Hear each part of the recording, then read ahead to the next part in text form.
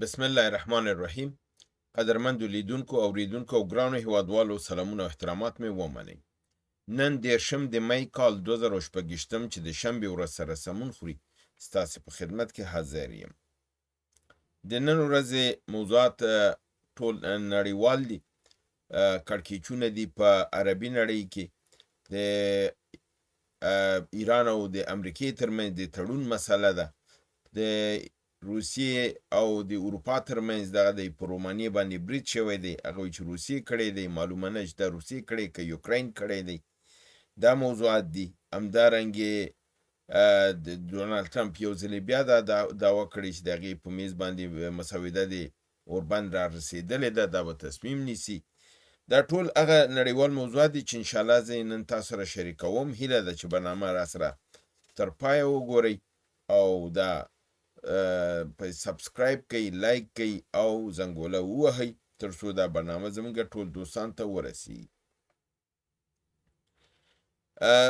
موضوع بیا هم نن د نړیوال موضوعات نه شروع کوي. یو ځلې بیا ډونالډ ټرمپ خپل په ټویټ صفحې باندې یو ډیر اوږد ټویټ کړی دی. تعجباور په دا دی چې هیڅ مسله معلومه نه ده. معاهده چیرته وشوله، چا سره وشوله، څنګه وشوله، ځکه د ایران نه خو مختلف نظریات را روان دي.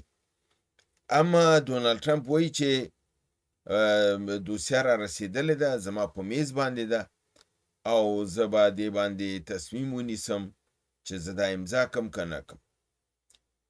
د دغې یورانیمو په هکله باندې وایي چې دا یورانیم چې په ایران کې دي دا باید موږ په هر قیمت وباسو.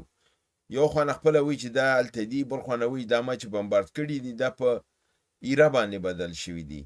د خاورو ایره چې موږ تاسو وایو د چې وسوځېږي او دا وایي دې ته دغه وایي نیوکلیر ډست نوم یې پیښی دی. دا د نوم پیښی دی، دا کوم ټکنیکل نوم نه دی. نو دا وایي چې دا نیوکلیر ډست چې دی یعنی اصل شی خو نه دی پاتې، دغه دوړیم چې ده دا خټی دا خاوری موږ باید دا راټوله کړو او دا باید ویسو. او وایي چې دا کار یوازې دا توانایي په امریکا او په چین کې ده دا کار کولی شي، بل څوک دا کار نشي کولی. او دا کار به چې موږ د دوی د یورانیم د نیوکلیر ډست چې دی یا خپله دغه د غني شوي یورانیم دی دا به وایي دا کېږي، خو دا کار به د فني لحاظ نه، مسلکي لحاظ نه نړیوال اتومي انرژي اداره به یې وایي کوي. او په دې متعلق باندې دی ویلي چې دا نور واړه مسایل، ځکه چې ډېر مسایلو دی به دا کړي 14-15 مسایلو چې د ایران ترمنځ دا کې وایي چې هغه نور غټو واړه خبرې چې دي هغه به بیا پسته پې مشوره وکړو. اوس زه روان یم هغه د جنګ کمرې ته، اتاق د جنګ یا سچویشن روم ورته دی وایي، او زه به هلته خپل آخري تصمیم ونیسم. ځکه چې نړیوال تحلیلګران دا وایي چې امریکا خو په تغییر د رژیم کې ناکامه شوله، عدم ثبات ایران ته راوسته هغه ونه شو، د ایران رهبران یې له منځه وړل چې حکومت سقوط وکړي هغه ونه شو، یورانیم یې لاسته رانغلل او د یورانیم اډې او پیګاګانې د منځه وړلی ونه شولې. نو د امریکا خو خپل هېڅ اهداف لاسته نه دي راوړي او اوس دفعتاً وایي چې موږ تفاهم ته ورسېدلو او دوسیه زما پر میز باندې ده او ډیر ژر به زه دا امضا کم او تنګې هرمز به آزاد شي. ښه دا خوب نه راپاسېږي، کله یو ځلې بندې کړي یو ځلې بېرته خوب نه راپاسېږي به دغه رقم تصمیم. یعنې باور وکړئ چې په دې باندې ما ډېر زیات تحلیلګران واورېدل، هېڅوک په دې حاضر نه دی چې په دې تبصره وکړي. هغه وایي چې دا هېڅ معلوم نه دی، سبا سهار بیا داسې وایي. خو دلته یې نن په دې لوی ټویټ کې خپل دا خبره کړې ده چې دغه تصمیم چې دی دا وایي ما پې ډېر فکر کړی دی او پس د هغې نه موږ دې فیصلې ته رسېدلي چې تنګی هرمز چې ده دا باید دفعتاً آزاده شي او محاصره ختمه شي او زه دا کار کوم، دا محاصره ختموم. ایران ته اجازه ورکوو چې د تنګي هرمز د خلاصون په مقابل کې دی وشي کولی خپل پټرول مارکیټ ته وړاندې کړي او خرڅې کړي. ایران به اتومي قدرت نه جوړوي، یورانیم نشي ساتلی. ایران بیرته ویلي چې موږ خپل یورانیم خپل د خاورې نه بیرون نه وباسو، یعنې دا خبره بیرته رد شوې ده. ایران وایي چې بدون د لبنان نه اوربند په هېڅ معنا نه لري، هغه موږ نه کوو. اسرائیل وایي چې 80% غزه زما لاس کې ده، دا بیرته نه ورکوم. د لبنان 40% خاوره تل لیتانیا اوبو پورې مې چې نیولې ده، دا زما د خاورې حصه ده، دا بیرته نه ورکوم. او عربي ملکونه په دې متعلق خاموشه دي، غږ نه وباسي، او یوازې ایران دی چې د اواز اوچتوي، چې در حال چې هغه سیمه د عربانو ده، د ایران نه ده. عربانو باید پرې غږ وکړي، ځکه خو دوی غږ نه کوي. او ایران چې غږ کوي، بیا جنایتکاران دی، یهودو لابیګران راځي، بیا هغې څه وایي؟ هغې وایي چې ایران دی چې په دې مسایلو کې ګوتې وایي. یعنې هغې مطلب دا دی چې پرېږدئ چې ټول غلاماني. او ولې ځان غلامۍ نه خلاصوي؟ څوک ځان غلامۍ نه خلاصوي، نو هغه بیا باید ووهل شي. نو دی وایي چې ایران متهم دی په دې کې.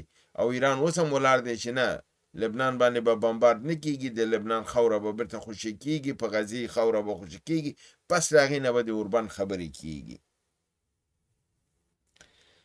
همدارنګې اسرائیل دغه کړی دی چې دوی به د 80 ورځو اوربند خبره چې دوی روانه کړې ده، چې په 10 اولو ورځو کې به دا خبره عملي کېږي، او 80 ورځې بعد به دوی خپل تصمیم نیسي دا اوږدوي که نه غځوي. نو اسرائیل وایي چې د 80 ورځو خو بیا ایران دوباره بیا اتوم جوړوي.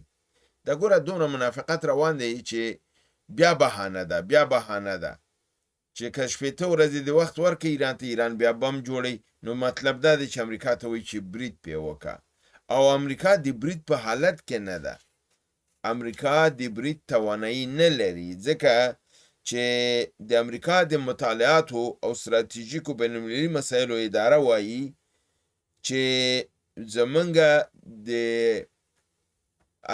میزایلونو د تولید او د پیدا کېدلو ادارې چې دي، یعنی فابریکې چې دي، دی دغه توانایي نه لري زموږ ضرورتونه زر پوره کړي. کم از کم 3 کالو ته ضرورت لري، او 3 کالو کې به دا زمونږ ذخایر بیرته مکمل شي.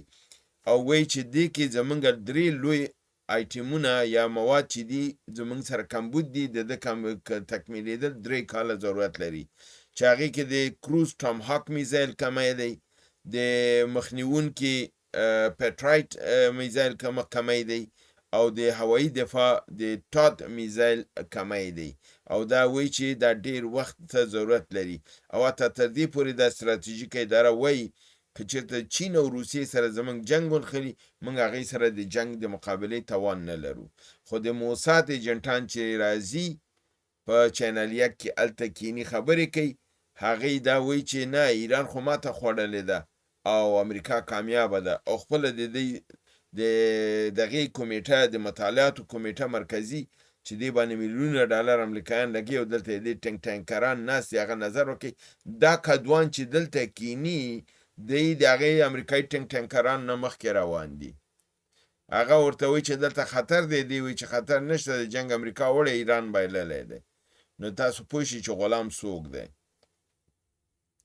نو دلته هم دی وایي چې د دې ستونزې سره، نو دلته دا معلومیږي چې امریکا دغه قوت او توانایي نه لري اسرائیل په زوره دې جنګ ته راکاږي. او اسرائیل یو ځلې بیا هم په دې موضوع باندې برهم شوی دی، یعنی ناراضه دی چې دا ولې امریکا یو ځلې بیا د اوربند او د دې خبرې کوي. په همدې علت دی چې ټول په دې کې شک و شوبه کې دي چې آیا دا اوربند به وشي که ونشي، دا معاهده به امضا شي که نشي، ځکه چې اسرائیل د منلو په دغه کې اراده نه لري. خو ټرمپ وایي چې ما خپل تصمیم نیولی دی، زه دا کار زه کوم، اسرائیل بغیر له ده نه چې زما خبره ومني بل چاره نه لري. خو جی ډي وینس، معاون رئیس جمهور، وایي چې تر اوسه پورې معاهده نه ده شوې. امریکا د ایران معاهدې ته نږدې شوي دي، اما ډونالد ټرمپ تر اوسه خپل تصمیم نه دی نیولی، آماده نه دی چې دا امضا کړي، خو کېدای شي چې خپل تصمیم ژر ونیسي. ټرمپ ویلي چې عربي او اسلامي نړۍ د اسرائیل په رسمیت وپېژني. عربي نړۍ کې ملکونو ویلي دي چې موږ دا مسله چې دا د تنګې هرمز او د ایران موضوع سره هېڅ ربط نه لري، بنان دا په دې معاهده کې نشي راتللی چې تاسو موږ مجبور کړئ چې تاسو دغه امضا کوئ په رسمیت پېژندنه، بیا موږ دا حلوو که هلی هلی که که نه هلی ایران د ښه په دې سر وهي، ځان ورته ورټینګ کوئ. دا د عربانو دغه دی. نو راځم په نورو مسایلو کې همدارنګې بقایي د ایران د بهرنیو چارو وزارت استازي ویلي دي چې عمان ته تهدید کول چې دغه امریکا کړی دی چې که چېرته د تنګي هرمز په پیسو کې د ایران سره ملګرتیا وکړي نو تا به زه بد رقم ته ووهم. او په بندر عباس باندې په برید باندې دی ویلي دا صریحا د نړیوالو قوانینو نه تجاوز دی او دا د یو مملکت په حریم باندې تجاوز دی، دا د نړیوالو قوانینو نه خلاف ورزي ده، بنانده غندلی دی. همدارنګه فدا حسین مالکی د ایران د پارلمان غړی وایي چې ټرمپ د ویتکاف د تاثیر لاندې دی او ویتکاف اسرائیل ته کار کوي، نو ځکه مذاکرات کامیابیدلی نشي. بله خبره دوی همدا کوي چې ایران وایي چې اسرائیل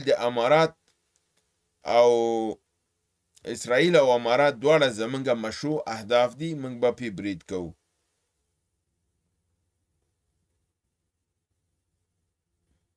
او همدارنګه فدا حسین مالکی دا خبره ارائه کړه چې ایران د امریکا د یورانیم پر بنسټ شرایط ټول رد کړي دي او دا موږ لپاره د منلو وړ نه دي. همدارنګه اسرائیل اروپا تنبیه کړې ده که چېرته د اسرائیل سره ونه ودرېږئ نو ایران به تاسو په دې میزایلونو داسې وهي لکه موږ یې چې وهلو.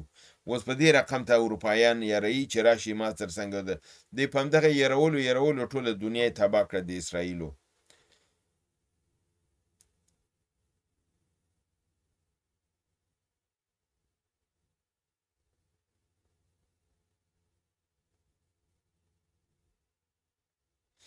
اوس پوښتنه دا ده چې د سړی د اسرائیلو د امریکا نه پوښتنه وکړي تاسو وایئ چې ایران دومره میزایل لري چې اروپا وهلی شي او ایران اتومي صلاحیت په 15 ورځو کې ترلاسه کولی شي. دا خو تاسو ویلي چې موږ ایران ختم کړی دی، موږ میزایل هم د منځه وړي، موږ بحري قوایم ورته د منځه وړي، موږ دفاعي هوایي او زمیني ټول هم د منځه وړي. ایران خو بس یو ټکان کې وهو ختمیږي. نو دا اوس دا دروغ ولې وایي چې ایران دا صلاحیت لري چې اروپا ووهي، ایران دا صلاحیت لري چې په 15 ورځو کې بم اتوم جوړ کړي. نو تاسو کومه خبر سړی ومني چې آیا دا ومني چې تاسو ویلي چې ختمه کړیم دا، او یا دا ومني چې نه ایران قوي دی تاسو بد کول.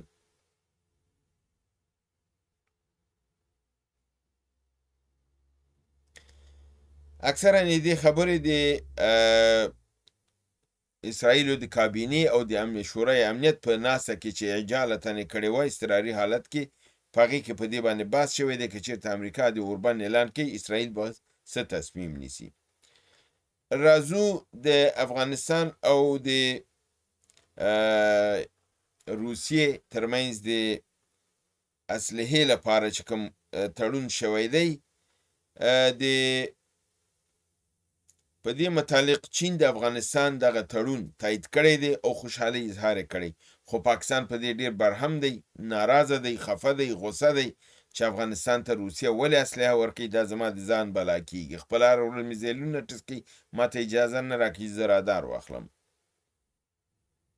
همدارنګه چین د خپل قواو ته د یو پراخه تیاری امر ورکړی دی او په دې دغه کې ویلي چې په حدود 100 وړوکې جنگي کشتیګانې به په خلیج فارس کې ځای په ځای کیږي چې دا به دغه د سیمې ته را داخليږي. همدارنګه پولند 3 جنگي تیاری یعنی F-35A چې دا رادار ګریزه دي، رادار کې نه راځي، د ترلاسه کړی دي. دا د هغه تړون حصہ ده چې 22 دغه وزره 22 فرونده د تیارونه دوی د لاکټ مارټین کمپنۍ ته د 4.6 میلیارډ ډالرو په مقابل کې تر 2019 پورې قرارداد شوی دی. د هغې جملې نه 3 دانې د تیارونه پولند ته وسپارل شول او د پولند په هوایي دفاعي سیستم کې د اولینې موډرنه د 5م جنریشن یو 5م نسل تیارې دا راغللې او ویل کېږي چې نورو ته دوی په تمه دي چې دا تیارې دوی په لاس کې. همدارنګه د ایران حسین شریعت مداری چې پخوا د علي خامنه‌ای خاص مشاور وو، اوس د مجتبی خامنه‌ای خاص مشاور دی او د ایران د کیهان مجله اخبار یا مجلې دغه دی مدیر دی، د ویلي دی چې تنګي هرمز کې به موږ پیسې اخلو، تنګي هرمز صلاحیتونه به نه سپارو او دا زمونږ دغه د تاریخ په شان نه ځي، نو دا موقع چې زمونږ لاسته راغلی ده دا نور د لاسه نه ورکوو.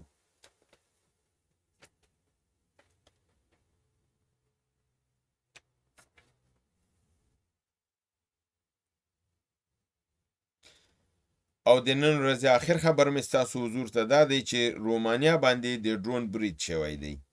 تحقیق روان دی، خو د شک د اروپا دا دی چې دا د روسیې د خوا نه برید شوی دی، او دی دا وایي چې دا برید که شوی نو دا خو د ناتو غړی دی، په ناتو غړي چې برید وشي نو دی به د ناتو د هغې 5مې مادې لاندې کولی شي چې د هغې ملک په مقابل کې حمله وکړي، یا دوی به د روسیې مقابل کې حمله وکړي. در حالی چې بل شک دا هم دی چې ممکن دا برید د یوکراین نه په روسیې شوی او دا ډرون تللی هلته رومانیې کې ولوېدلی، یا یوکراین په خپله دا برید په رومانیې کړی چې په روسیې واړی. کومه لوبه چې اسرائیل شروع کړې ده هغه لوبه دی موسکی، او په دې کې دلته یو لویه جګړه د یوکراین او د دغې نه خلاصه شي، د ناتو او د روس ترمنځ شروع شي. یعنی دا ویل کېږي چې دا یوکراین به دا کار قصدن کړی تر څو اروپایي ټولنه د روسیې سره په جنګ کې واچي، او په دې رقم یوکراین د خپل د جنګ نه ځان وباسي، ځکه چې روسیه هلته مصروفه شو به یوکراین کې جګړه نشي کولی. دا زما د نن ورځې نړیوال او سیمه ییز خبرونه چې ستاسو حضور ته مې وړاندې کړل. تر نور خبرونه چې بیا ستاسو حضور ته حاضرېږم، تاسو په لوی پروردګار د عالمیانو سپارم. وما علینا الا البلاغ.